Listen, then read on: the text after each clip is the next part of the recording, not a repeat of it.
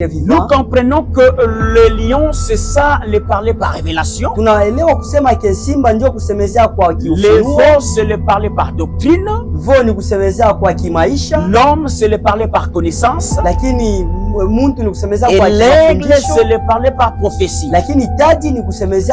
Des faux enseignements qui se répandent même ces derniers temps. Les enseignements de détruire les hôtels. Les enseignements de prier pour les gens avec les œufs et du sel à côté. Les enseignements d'appliquer de l'huile dans les ventres des femmes d'autrui.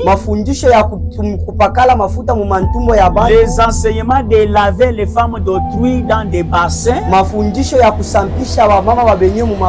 prédicateur doit avoir le temps de sonder les Écritures.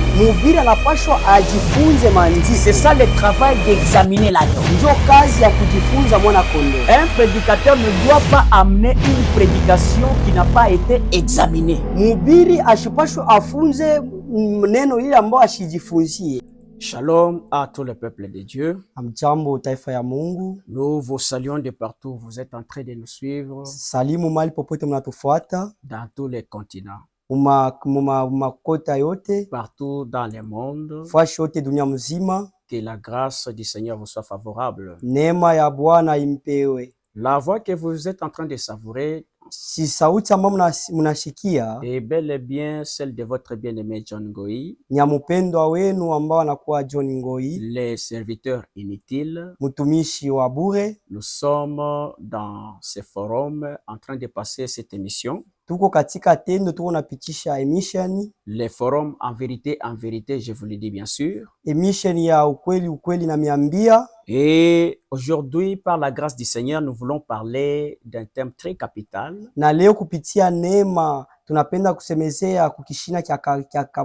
Et ce thème va aider beaucoup des hommes de Dieu dans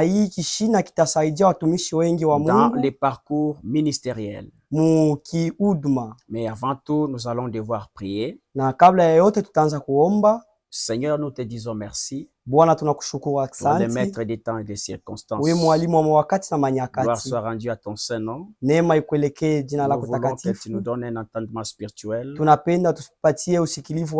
ta parole trouve place en nous, dans le nom précieux de notre Seigneur Jésus-Christ. Nous vous saluons encore une fois de plus. Shalom à tous les saints, tous les ministres, les disciples qui vont nous suivre de partout. Encore que la grâce du Seigneur vous soit partagée. Sans plus tarder, nous allons devoir parler d'un thème qui est intitulé Les quatre pattes de l'agneau. Et l'agneau dont nous sommes en train de parler, il se trouve dans le livre d'Exode chapitre 12. Vous connaissez bien cette histoire. Lorsque Israël devait quitter le pays d'Égypte, où ils étaient dans l'esclavagisme, l'Éternel a envoyé Moïse pour aller délivrer le peuple d'Israël. Maintenant, quand vous lisez Exode 12, à partir du premier verset, vous descendez. L'Éternel a donné une recommandation en disant que vous devez attraper l'agneau le 10e jour. Et cet agneau devrait avoir l'âge d'1 an. Ensuite, cet agneau devrait être examiné pendant 4 jours.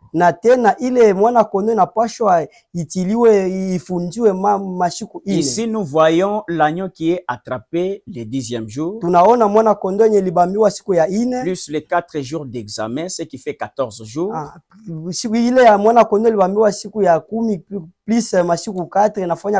le 15e jour, c'est-à-dire le 14e jour à 0 heure, Israël, après avoir consommé l'agneau, il devait maintenant quitter l'Égypte.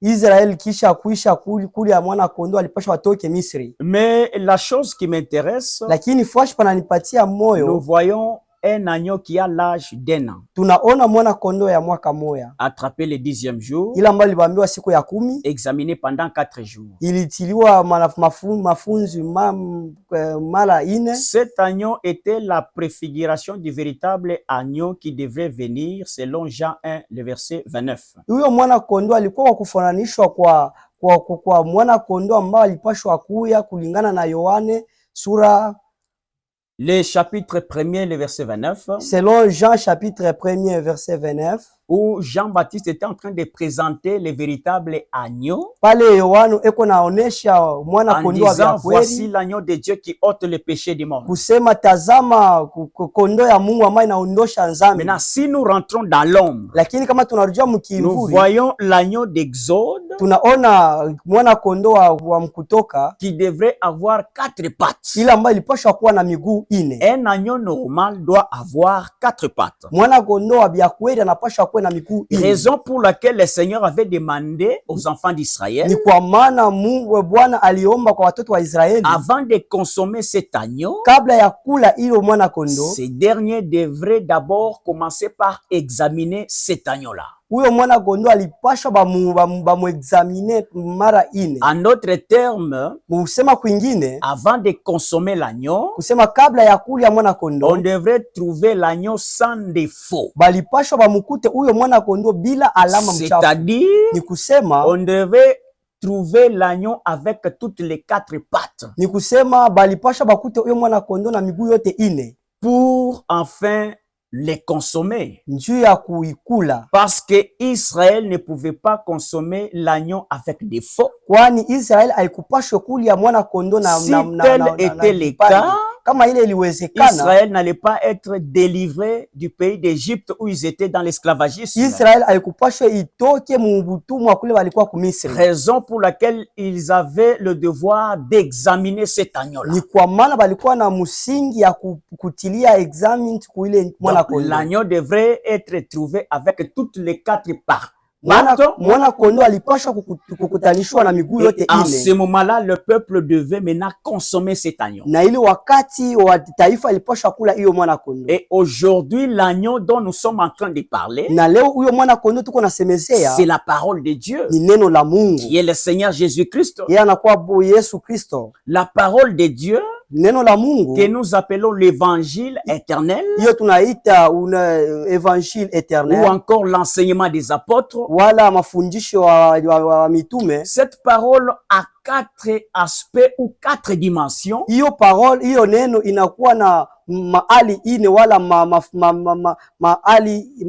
nous appelons les 4 pattes d'un seul agneau.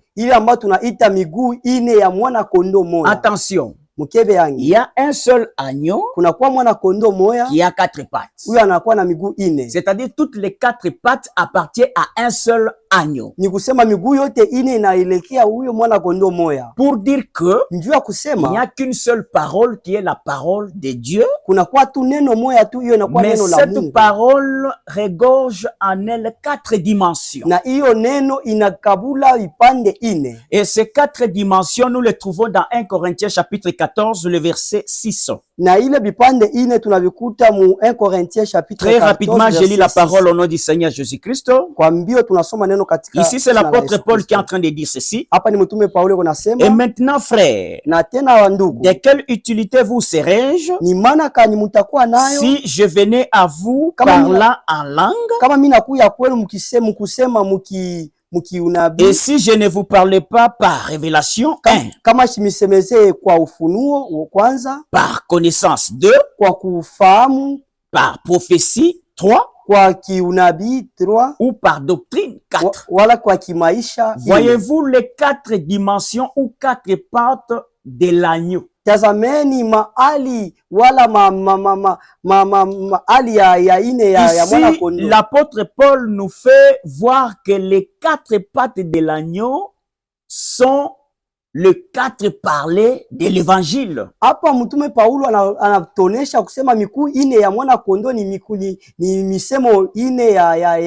C'est-à-dire la manière de prêcher des apôtres, nous voyons le parler par connaissance, le parler par révélation, le parler par prophétie et le parler par doctrine. Ces 4 dimensions sont très importantes dans la prédication. Un vrai prédicateur doit utiliser ces 4 parler, mais dans Exode 12, on nous montre que avant de consommer l'agneau, on devrait d'abord l'examiner. L'instruction que nous devons tirer ici, c'est que tout prédicateur, avant d'enseigner la parole, le prédicateur doit prendre le temps d'examiner la parole. Le prédicateur doit avoir le temps de sonder les Écritures. C'est ça le travail d'examiner l'agneau. Un prédicateur ne doit pas amener une prédication qui n'a pas été examinée. Donc, après avoir méditer la parole, qui veut dire examiner l'agneau, c'est en ce moment-là qu'on doit aller maintenant présenter cette parole au peuple. C'est à partir de ce moment-là on parle du verbe consommer l'agneau. Consommer veut dire quand le peuple entendront cette parole. En d'autres termes, le peuple est en train de consommer cette parole. Mais si et seulement si que cette parole regorge en elle les 4 dimensions. Maintenant, où est-ce que l'apôtre Paul a retrouvé cette pensée? Nous sommes dans le livre de Job chapitre 11. Je commence la lecture à partir du 7e verset. Je lis la parole au nom du Seigneur Jésus-Christ. Amen. Prétends-tu sonder le pensée de Dieu? Parvenir à la connaissance parfaite du Tout-Puissant. Voilà, ici nous avons le premier parler qui est le parler par connaissance. Le verset 8. Elle est aussi haute que les cieux. Elle est haute que les cieux. La parole est haute que les cieux. Ici nous voyons la hauteur, qui est la 2e dimension. Lorsqu'on parle de la hauteur, nous voyons le parler par prophétie. Parce que c'est la parole prophétique qui amène le peuple dans la hauteur. Voilà la 2e patte. Voilà, je continue la lecture. Que feras-tu? Plus profonde que le séjour des morts. On nous présente la 3e dimension en parlant de la profondeur de la parole. Ici, on nous dit que cette parole est plus profonde que le séjour des morts. En parlant de la profondeur, directement nous comprenons qu'il s'agit du parler par révélation. C'est-à-dire, le parler par révélation, c'est le moyen de sonder les Écritures pour aller découvrir la pensée de Dieu qui est cachée dans ces Écritures-là. Déjà, nous avons la 3e patte. Alors, la Bible dit, que sauras-tu? Na Biblia nasema tutafanya la mesure en est plus longue que la terre. Urefu kipimo kinakuwa mrefu kuliko dunia. Ici nous voyons la longueur. Tunaona burefu. Or, parlant de la longueur, kwa kusema kwa burefu, nous comprenons qu'il s'agit bel et bien du parler par connaissance. Inasemezewa njia ya kusema kwa kuelewa. Voyez-vous?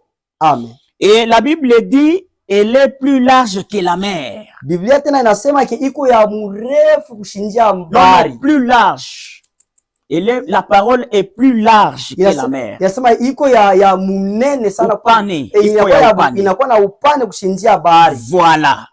Ici, nous voyons la largeur qui est parlé par doctrine. Tunaona bufupi ambayo inasemezea kimaisha. Maintenant, Paul, après avoir lu ces choses, Paulo kusoma hii vitu vyote, il va les répéter dans Ephésiens chapitre 3 à partir du verset 18.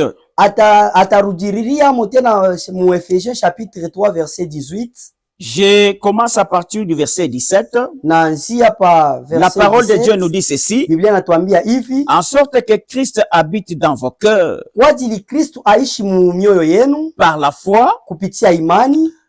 Qu'étant enraciné et fondé dans l'amour. 18. Vous puissiez comprendre avec tous les saints. Quelle est la largeur? Voilà. Ici, nous avons la largeur qui est parlé par doctrine. C'est ce que nous venons de lire dans Job chapitre 11. Voilà. Je continue la lecture. Je suis au verset 18. Quelle est la largeur? La longueur, la profondeur et la hauteur. Que le Seigneur soit loué. Amen. Parlant de la largeur, nous disons que c'est le parler par doctrine. La longueur, c'est le parler par connaissance. La profondeur, c'est le parler par révélation. Et la hauteur, c'est le parler par prophétie. Vous voyez, ces 4 dimensions représentent aussi les 4 êtres vivants qui entourent le trône.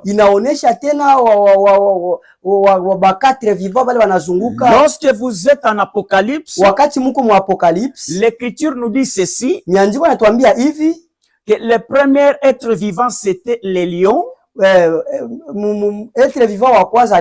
Apocalypse chapitre 4. Le deuxième être vivant c'est les veaux. Et le troisième être vivant c'est l'homme. Le troisième être vivant c'était l'homme. Et le quatrième être vivant c'est l'aigle. Vous voyez les 4 chérubins là-bas. Le premier qui est le lion, c'est ça, le parler par révélation. Pourquoi nous disons ça? Parce que le lion, c'est un esprit qui sonde. Qui sonde les profondeurs. Voyez-vous? Amen. À l'ouverture des seaux, lorsque l'agneau devrait ouvrir les seaux, nous voyons à l'ouverture du premier seau, c'est le lion qui avait appelé Jean en disant viens. Pourquoi le lion devait intervenir à l'ouverture du premier seau? C'est parce que les cavaliers qui étaient sur le cheval blanc s'étaient déjà déguisés. Parce que le cheval avait la couleur blanche. Qui dit la couleur blanche parle de la vie. Mais cette couleur blanche qu'avait ce cheval lors de l'ouverture des seaux, c'était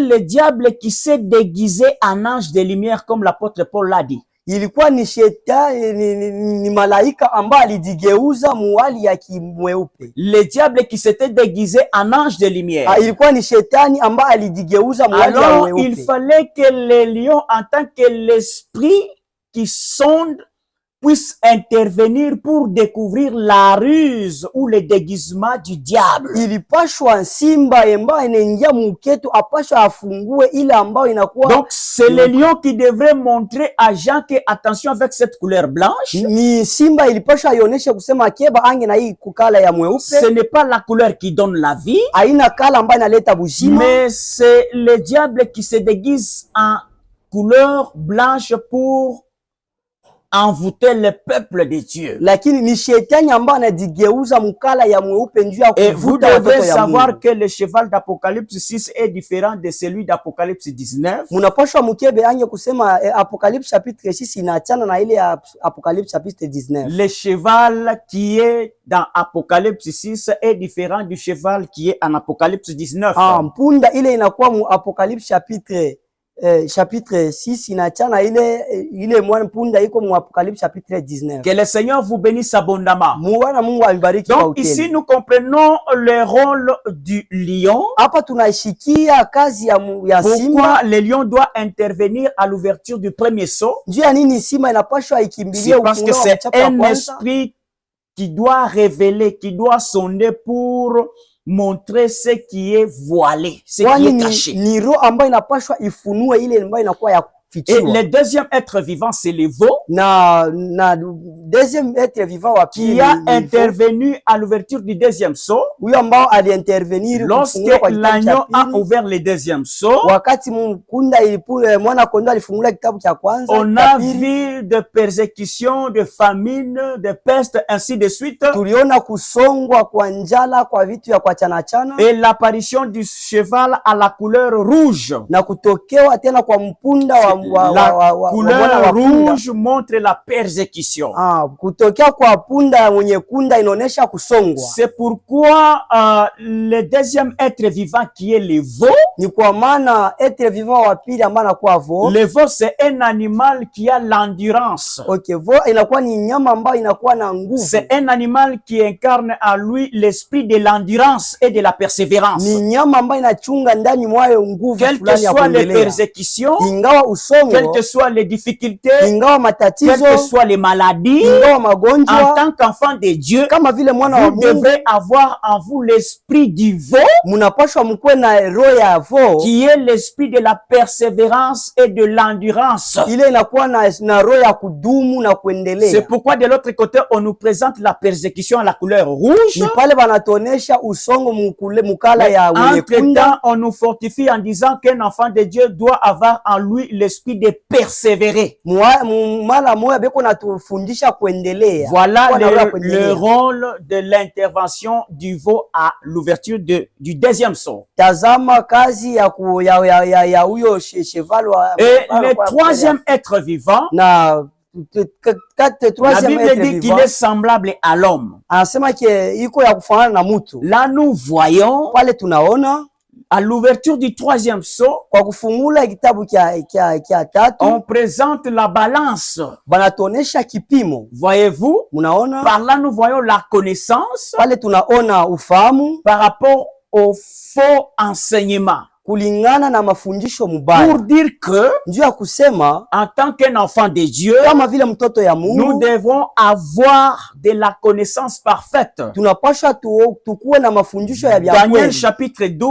Daniel chapitre 12, le Seigneur dit à Daniel, scelle ce livre. Au dernier jour, plusieurs les liront et la connaissance augmentera. Et les derniers jours dont il est question, c'est aujourd'hui, où tout enfant de Dieu véritable doit avoir la connaissance par excellence. Pour arriver à s'affronter aux faux enseignements, afin que tu ne sois pas porté à tout vent. Voilà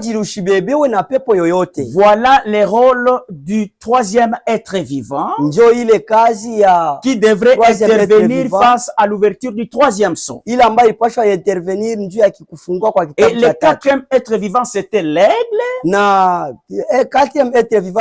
Lorsqu'on a ouvert le quatrième sceau, nous voyons le cheval qui avait la couleur pâle.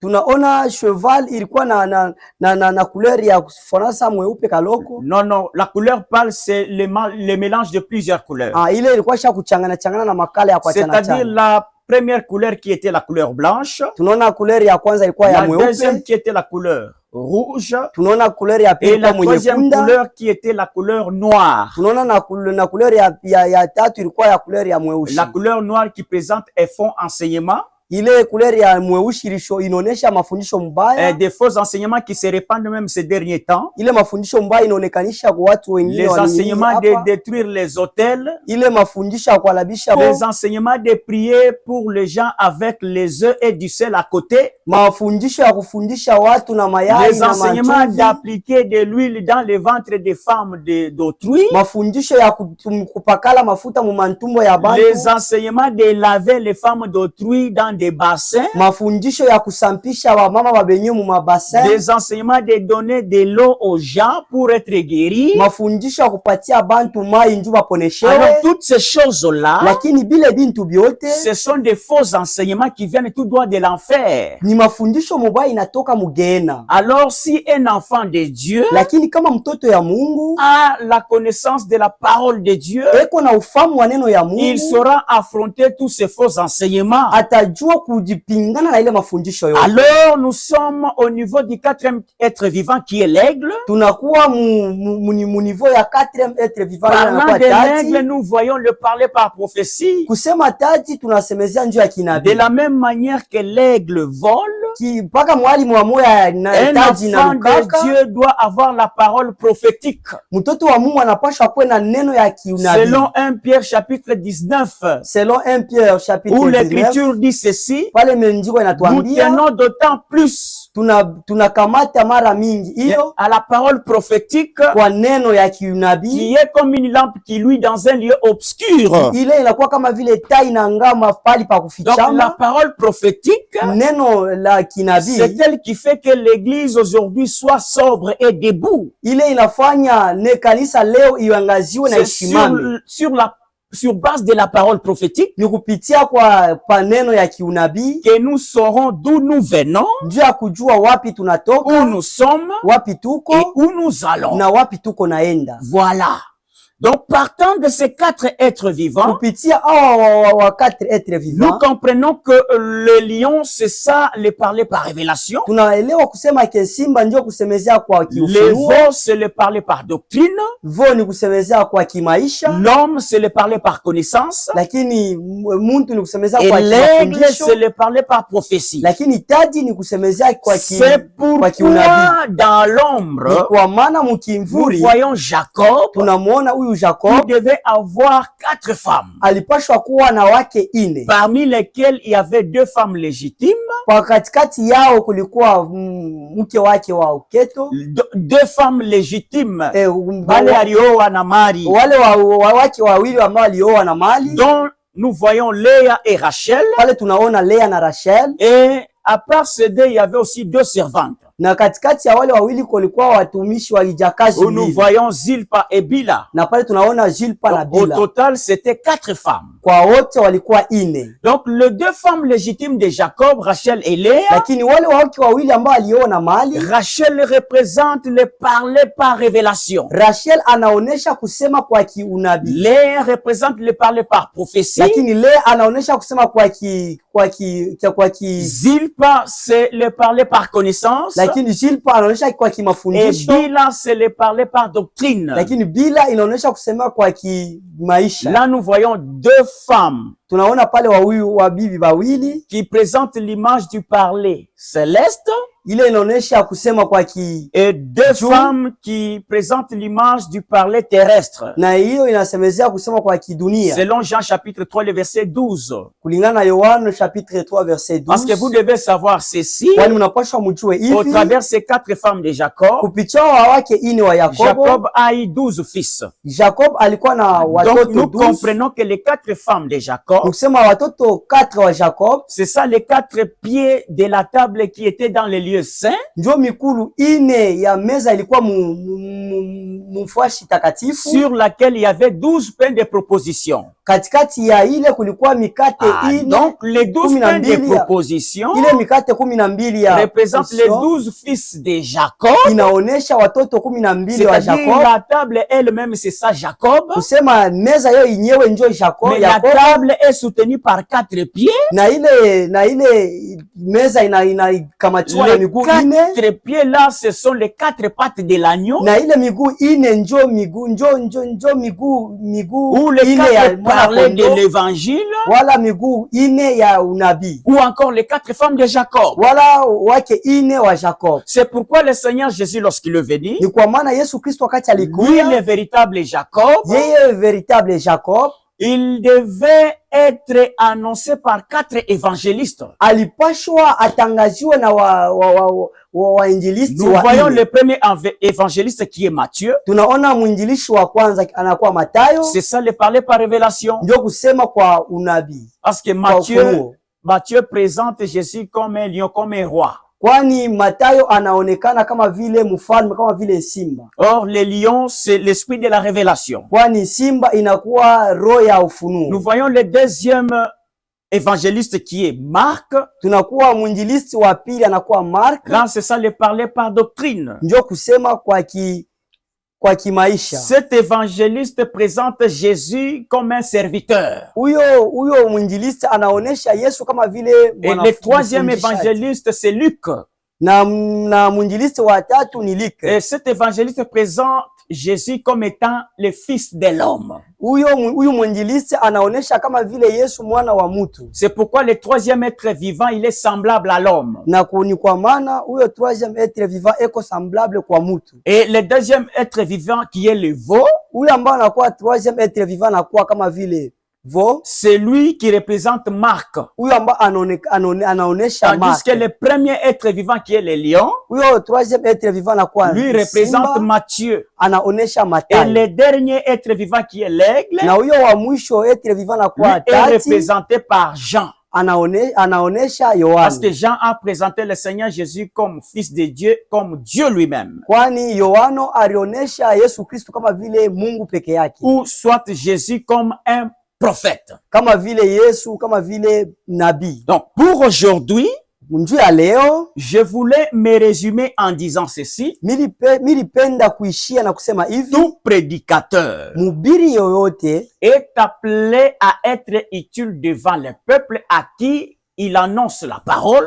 Anaitiwa kuwa wa maana kwa watu ambao anasemezea. Si seulement si ce prédicateur là, kama tu huyo mhubiri est capable de parler par connaissance, anakuwa na uwezaji wa kusema kupitia kimafundisho, par révélation, par kupitia ufunuo, par prophétie, kupitia kiunabii, et par doctrine, na kupitia kimaisha. Parce que ici l'apôtre Paul commence par poser la question. Hapa mtume Paulo anaanza kujiuliza. Il dit de quelle utilité vous serais-je? Anasema maana kani nitakuwa mbele nani? Je suis dans 1 Corinthiens 14:6. Niko mu 1 Corinthiens 14:6. De quelle utilité vous serais-je? Maana kani nitakuwa si je venais à vous, kama mimi nakuya kwenu, que je ne vous parle pas par connaissance, kama shimizemeze kwa par révélation, par prophétie, et par doctrine, na kwa kimaisha. Et si je vous parlais en langue, na kama mimi nasema nabii en langue.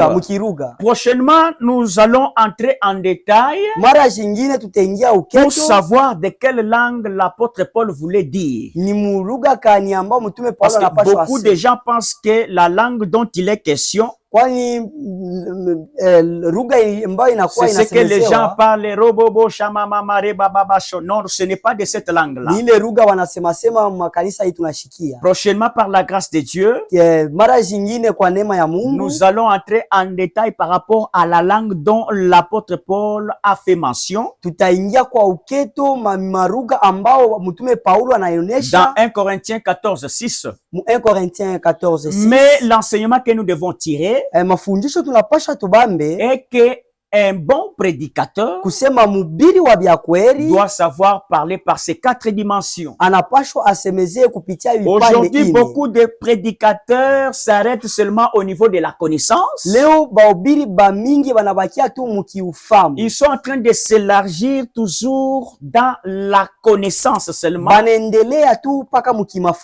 En d'autres termes, les prédicateurs d'aujourd'hui n'utilisent qu'une seule patte. Or, si Israël avait consommé l'agneau à une patte seulement, Israël n'allait pas être délivré pour aller entrer en Canaan. Donc aujourd'hui, les prédicateurs doivent faire de leur mieux banapasha bafanye yabo yoyote pour prêcher le peuple njoo kuhubiri taifa la parole de Dieu avec toutes ces 4 dimensions. Kuhubiri neno la Mungu na mahali ine yote. Et prêchant la parole avec toutes les 4 dimensions, c'est ça, présenter l'agneau sans défaut au peuple. C'est ça, trouver l'agneau sans défaut. À ce moment-là, le peuple va consommer l'agneau et ça sera la délivrance pour le peuple. Aujourd'hui, nous, l'église, nous sommes spirituels. Nous sommes en train de vivre ces choses dans le spirituel. Nous consommons la parole qui est spirituelle. Cette parole qui a 4 dimensions. Lorsque nous mangeons la parole à 4 dimensions, ou la parole dans sa totalité, cette parole fera à ce que nous puissions aller entrer en Canaan spirituel. Parce que parlant de Canaan, nous voyons le ciel. Et nous devons utiliser le langage de à la loi et au témoignage. La loi et au témoignage. Ésaïe chapitre 8, le verset 20. Ésaïe chapitre 8, verset 20. Si on ne parle pas ainsi, il n'y aura point d'aurore ou d'enlèvement pour le peuple. À la loi, c'est ça le langage terrestre. Au témoignage, c'est le langage céleste. Et avec le 2 langages, nous voyons 4 dimensions de la parole. Parce que les 4 dimensions sont aussi divisées en 2. Aujourd'hui, nous nous arrêtons par ici. Nous bénissons tous les saints qui nous ont suivis de partout. Dans des pays étrangers. Au Canada. En Europe. Aux États-Unis. Même à Côte d'Ivoire, je vois quelques bien-aimés qui sont là-bas. À Malawi, pourquoi pas en Zambie. Et nous bénissons aussi les bien-aimés qui sont en France. Les amoureux de la parole. À chaque fois que nous passons ces émissions en vérité, il y a beaucoup de gens qui sont en train de suivre cette parole avec soif. Que le Seigneur vous donne ce que vous cherchez et que la grâce du Seigneur vous soit favorable.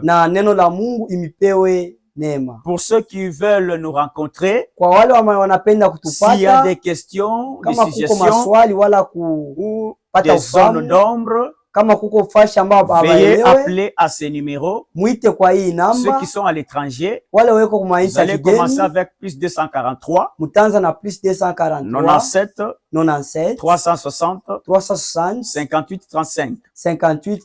Ceux qui sont dans les pays, c'est 097 360 58 35.